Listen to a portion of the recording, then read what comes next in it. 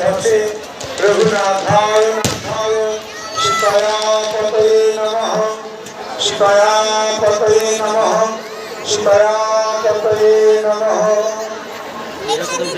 সকলে আমরা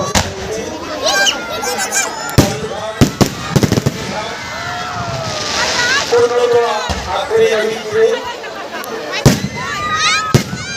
আগ্রহীকে সবচেয়ে ভারতীয়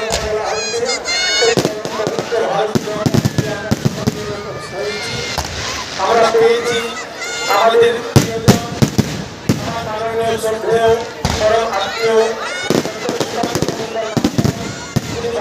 লোকসভা সাংসদ এবং কেন্দ্রীয় মন্ত্রী শিক্ষা এবং উত্তর পূর্ব ভারত উন্নয়ন প্রতিমন্ত্রী তাকে আমি আমার শ্রদ্ধা জ্ঞাপন করছি আমাদের মাননীয় বিধায়ক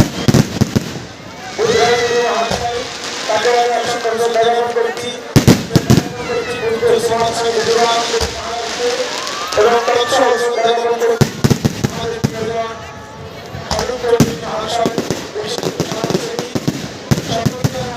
আন্তরিক শ্রদ্ধা জ্ঞাপন করছি কল্যাণী ঘাটে উপস্থিত সকল জ্ঞানী গুণী মনীষীগণ যারা এসেছেন প্রদীপ প্রজ্বলন করবার জন্য পুণ্যার্থীগণ শ্রদ্ধালুগণ ভক্তগণ প্রত্যেকেই আমি আমার শ্রদ্ধা জ্ঞাপন করছি। আজকের এই শুভদিন শুভ সন্ধ্যা আনন্দ মুখরিত সন্ধ্যা আমরা সকলে জানি গত বছর আজকে ঠিক এই দিনতে 22শে জানুয়ারি ভগবান শ্রী রামলালার প্রাণ প্রতিষ্ঠা হয়েছিল অযোধ্যা ধামে। গত বছরও সেই উপলক্ষে এই আত্রেয় ঘাটে এই স্থানে একটা বিশেষ অনুষ্ঠানের আয়োজন করা হয়েছিল। যদিও সেই অনুষ্ঠানে আমি উপস্থিত থাকতে পারিনি সেদিন, কারণ ভগবান রামলালা আমাকে হয়তো টেনে নিয়ে গিয়েছিলেন অযোধ্যা ধামে। সত্যি সত্যি সেদিন যাবার ইচ্ছা ছিল না, কিন্তু সেদিন ভগবান রামলালা আমাকে আকর্ষণ করে নিয়ে গিয়েছিলেন। দক্ষিণ দিনাজপুর জেলাবাসীর পক্ষ থেকে, দক্ষিণ দিনাজপুরের সমস্ত মানুষের পক্ষ থেকে সেখানে আমি উপস্থিত হতে পেরেছিলাম। সত্যি নিজেকে খুব সৌভাগ্যবান মনে করছি। কিন্তু এইখানকার যে আত্রেয় ঘাটে যে অনুষ্ঠানটা, সেই অনুষ্ঠানে আমি থাকতে পারিনি বলে অনেকটাই দুঃখিত। আমি পরে সুকান্তবাবুর সঙ্গে, আমার সুকান্তদার সঙ্গে কথা বলছিলাম, তিনি বললেন খুব সুন্দর অনুষ্ঠান হয়েছে, কিন্তু আমি সেখানে থাকতে পারিনি। এই বছর সেই টানে টানে ছুটে আসলাম।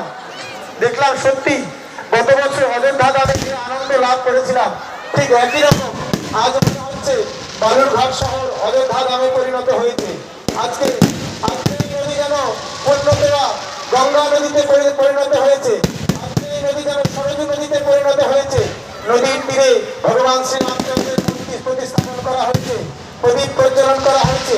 মনে হচ্ছে যেন ভগবান শ্রীরামচন্দ্র বনবাস শেষ করে 14 বছর পরে আজ আবার অযোধ্যা পুরীতে ফিরে এসেছেন।